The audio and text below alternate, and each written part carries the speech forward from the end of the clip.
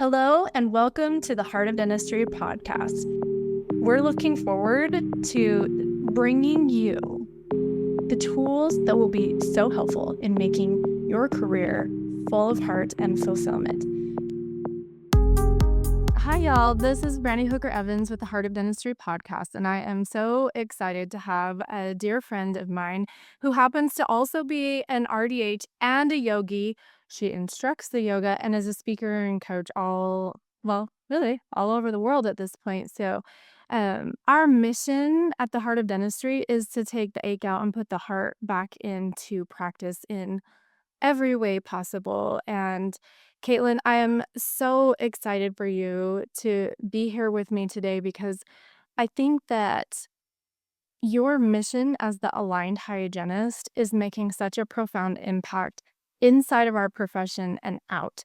And, those of you who know me know that I love the ripple effect, that what we do has so much power, even if we don't stand direct witness to it. So, Miss Caitlin, welcome. How are you today? Thank you so much, Brandy. I'm really happy to be here and yeah, doing well. Nothing that I love talking about more than the heart of dentistry and how we can continue to just feel good and help people and create an impact. Agreed. And I would love to know what is heavy on your heart about dentistry right now? Well, what's heavy on my heart right now in dentistry has been probably heavy on my heart for a really long time, and that is chronic and acute pain injuries and dental professionals just struggling day to day to feel good, to not leave work with aches and pains, and feeling like we won't be able to lead a full career because of pain, or we'll have to go on disability, retire early, all of those things. What's the one thing that you think makes us so prone to this pain? That's a great question. There's multiple things. One is most of us sit for 95% of our day when we're at work. Sitting has been studied for so long. It is known as the new smoking. It has so many adverse health effects. So that's like the base of it. But then you think about, not only are most of us sitting, but we're working on moving beings. We are looking in this tiny area of the mouth. And so often we're so busy throughout our day that we forget about us, and we have that a big heart in dentistry. We have the mission to help our patient, to deliver our care, and as a result, we end up like twisting and contorting our bodies into these weird positions. And then we add maybe crappy instruments or long heavy cords and all of these other pieces. So, yeah, there's a lot to it. That brings up a good question. So one of the things that I struggled with in school, I had one of my best, most wonderful mentors share with us as a class that your whole life is this, like you're going to be doing this all day, every day for, a number of years. And your patient is only there for an hour at school. It's more like three, right? At a time with several appointments. But the idea behind that was to get our patient in a position that worked well for us so that we could be ergonomically correct. And as I share freely, I noticed that I got that in theory. However, I couldn't see that good if I sat just right. I wasn't as fast if I just did a couple of little shifts and this and that. And so even though I love to take good direction, that concept for me as a clinician of almost 20 years now has been a long journey to even accept something that I learned clear back in school. So what would you say to me about that? Yeah, I think you're definitely not alone. I actually don't remember getting that much training or having an instructor come over and tell me about my ergonomics. So I'm kind of the opposite, where I came into dentistry not really having an idea or an understanding of ergonomics or how to take care of myself. My big part of my journey is that I was in pain within a year of practicing as a dental hygienist. I was 22 years old, struggling with chronic and acute pain. But either way, wherever you come into it, if you're experiencing pain and you're wanting to prevent pain, but just optimize your ergonomics, I think the biggest thing is slowing down and being really intentional. And it sounds so annoying and so like it's hard to do as well, right? When we're so busy, we have one patient in the chair, we're thinking about the next, and we're writing our notes for the previous patient in our head, like there's so much. But when we slow down and focus on the most important thing right now is my posture and my alignment. So how can I position this patient so that I can see appropriately? And it is about kind of taking a little bit more time at the beginning once you're, "Okay, I'm struggling with getting to the upper left lingual," or whatever that area is, kind of having some time, maybe it's during an easier patient, of fiddling a little bit with the headrest or using a head pillow, or maybe if I turn a little bit this way or have the patient turn their head, could that help you? Because then once you know it and it's easier, right? You build that muscle memory. But so often we struggle because we go back to kind of an old pattern, right? Oh, yeah, you do it. I mean, when they say practice makes perfect, I always think practice makes performance, being a dancer my whole life. So you perform the way that you practice. And so if every single day you're practicing with poor ergonomics, then you're going to continue that on whether your instructor is looking or not. And so that's so interesting that we both struggled with ergonomics, and I came from you couldn't pass your tests, your competencies if you had poor ergonomics. Yeah, I mean this was a focus and I still struggled with it. I remember one of my best friends was like always really good and she would be sitting up tall and doing it just perfect. Um, you know, whether she was testing or not. And I remember thinking, "Man, that's probably smarter than the way I'm doing it," but I'd hunker over and get it done anyway. And, now we are nearly 20 years out, and she doesn't struggle with pain because she absolutely learned how to manage and manipulate it. And she's every bit as quick as I am and provides a wonderful experience for her patients the way that I do. We're different, but the same idea. But one tends to lend to health and then, you know and I've gotten better over the years, but it's definitely a big, hard problem, and I watch the dentist and the hygienist in my office pretzel into their patients, and I think, "Man, my back hurts right here just watching them do it because I know exactly what it's like." So, for all of us that are working clinically, what is the second thing we can do? So the first is slow down, take a deep breath, go through each part of our appointment with intention of being aligned, and then what's another practical tool that we can use? There's so many things I can go for. I would highly recommend that dental professionals, no matter where you're at, or even for those listening that might not be a clinical dental professional or no longer practices clinically, maybe you're working at a desk.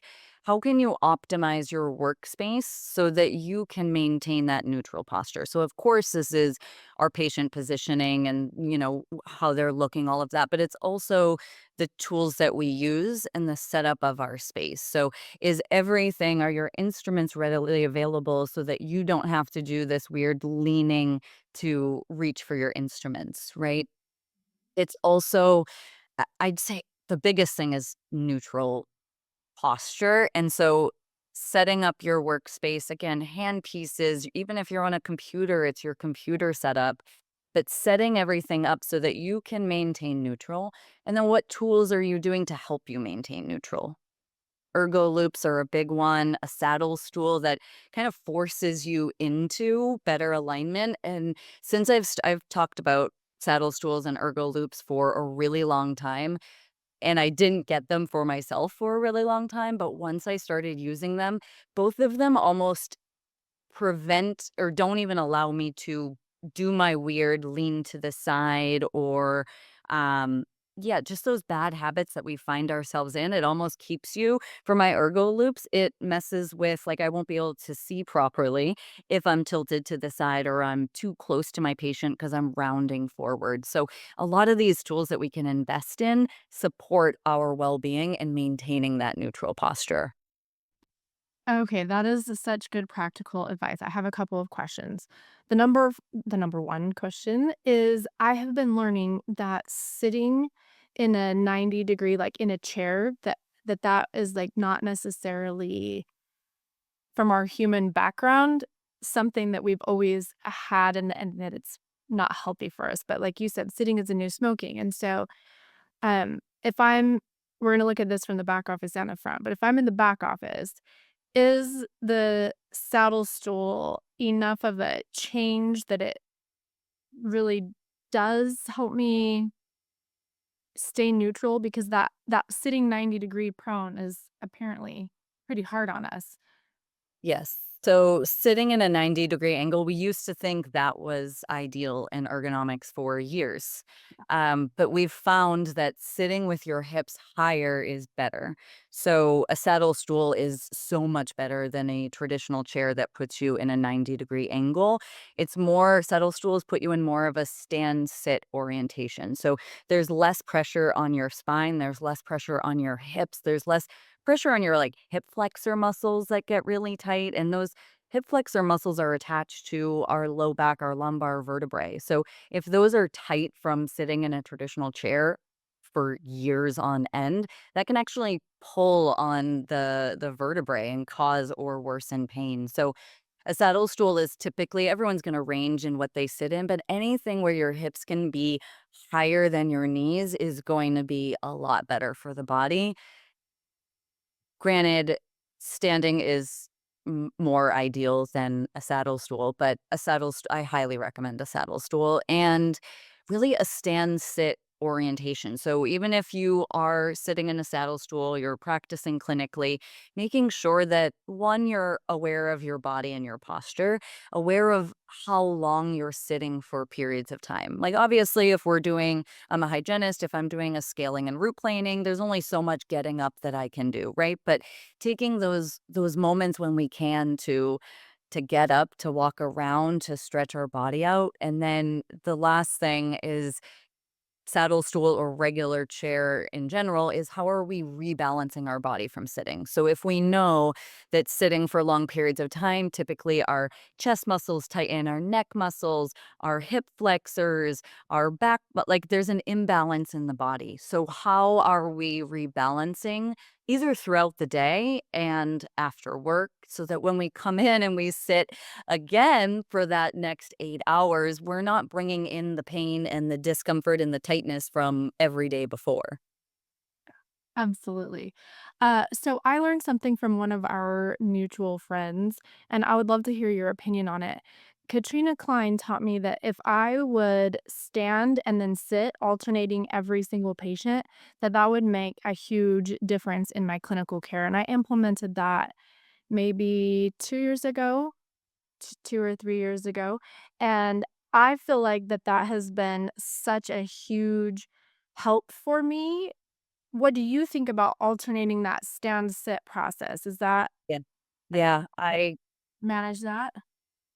I definitely agree. I love Katrina, by the way. She's one of my good friends. We are always rooting for each other and often on the same page with this. But yeah, anytime, again, if sitting is really challenging for our body, getting up and whether it's some people like to alternate every other patient, sometimes it doesn't always work that way. There are certain patients or certain treatments that we feel more comfortable doing in a seated position.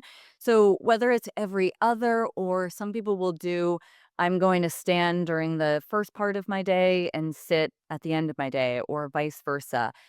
But having, even if it's a few patients a day, where again, you're alternating, you're shifting your body from just this stagnant position, just that's not ideal for our body. And yeah, shaking it up, moving around. I love that so much. So I've been working on my handstand in yoga for the last, 6 years or so. So I go kick up in between patients against the wall, and it's really fun and funny and gets Yeah, well, I'm a big fan of chair-side stretches, but, I don't incorporating I call them yoga snacks, but incorporating different yoga practices throughout our day. Handstands aren't one that I typically will recommend dental professionals, but then I think yeah. If you know what you're doing and you have a practice, that's great. It is good. I mean, if you think about it, your feet are up. That's great for circulation, for blood flow. It improves your posture. You're building some strength. I like it. But yeah, anything we can do to get up and move our body, and even just for the sake of dentistry is challenging in regards to mentally and emotionally draining sometimes.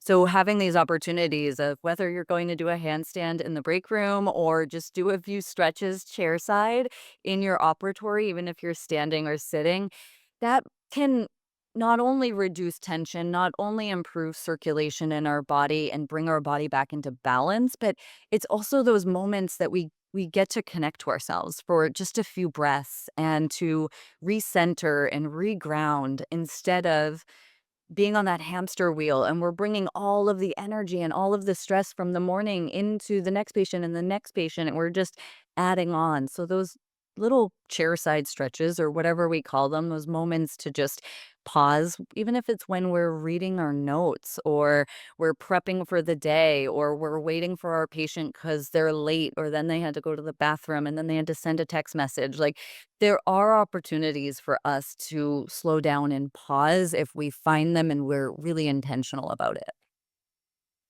I agree wholeheartedly. I think that those small little things are what make the biggest difference. But now let's travel up front for just a quick minute.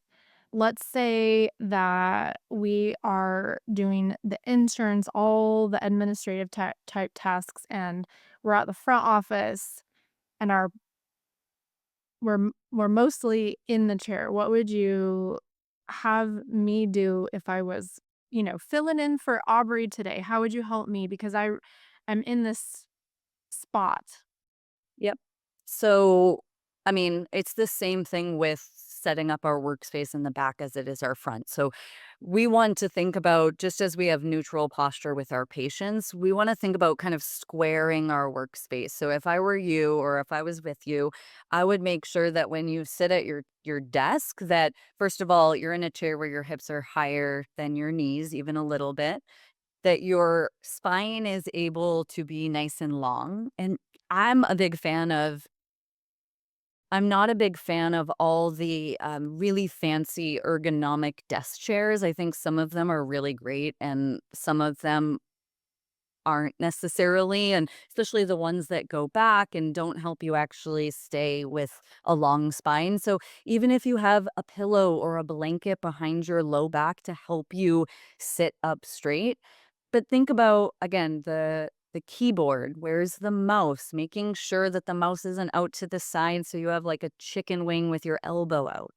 right? That um your elbows will be like neutral for the most part to your wrists or a little bit higher when you're at your keyboard or whatever you're doing. And then you're looking directly at the monitor. So it's not lower, it's not to the left, it's not to the right. Does that make sense? Yeah, for sure. I'm evaluating my workspace right here because I spend actually a lot of hours in my homework space. So I'm like, oh, I think I need a different chair. Yeah, I that's honestly high enough that if I like so when I, put my hands on the keyboard, they're up at a what would that be, like a 10-degree to be able to type. Anyway, so I just am evaluating my own space, and I'm not a very tall human, and so I think that a little just time and attention to getting this set up is gonna be because I mean, I spend hours and hours in here, Caitlin. Well, yeah. Send me a picture. I'd be happy to help. It sounds like finding a way to get either a higher chair or lift your chair up, even up something underneath you to lift you up would be better because that angle you're talking about with if you're at a desk and your hands are on the keyboard and your hands are a lot higher than your elbows, You wanna think about this is actually how I got carpal tunnel. I actually got carpal tunnel 3 years into being a hygienist when I was working the front desk of a dental office waiting for my license in California. And I was working the front desk just to stay in it and, all the things.